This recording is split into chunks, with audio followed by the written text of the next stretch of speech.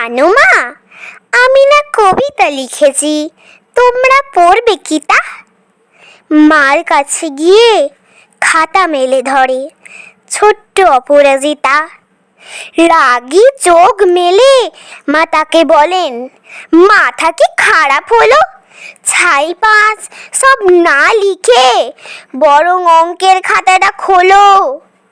মুখ ভার করে গুটি গুটি পায় গেল সে বাবার কাছে। কবিতা লিখেছি, ও বাবা তোমার দেখার সময় আছে?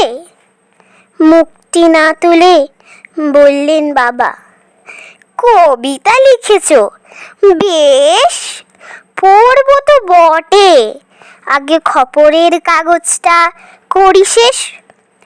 অগত্যা গেল দিদির কাছে, ডাকলো সে, দিদি আয়, দেখ না কেমন ছবিটা এঁকেছি ছোট্ট এ কবিতায়।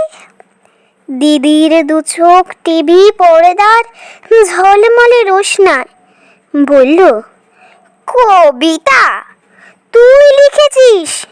কবিতা না ওটা ছাই। অপরাজিতার চোখ ছলছল, বুকে কান্নার ঢেউ। তার লেখাই প্রথম কবিতা দেখলো না পড়ে কেউ।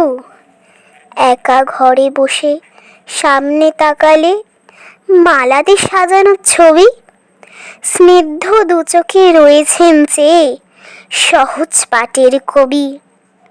কবিতার খাতা মেলে সে ধরল, ঠোঁট দুটো থরো থরো, বলল, ঠাকুর কেউ না পড়ুক, তুমি এ কবিতা পড়ো। কি জানি কি করে কি যে হয়ে গেল, এ কথার সাথে সাথে রবি ঠাকুরের মালা থেকে ফুল ঝরল সে খাতায়। মনে হলো তার সামনে দাঁড়িয়ে বুঝি রবীন্দ্রনাথ। মাথার উপরে রাখলেন তার আদর মাখানো হাত।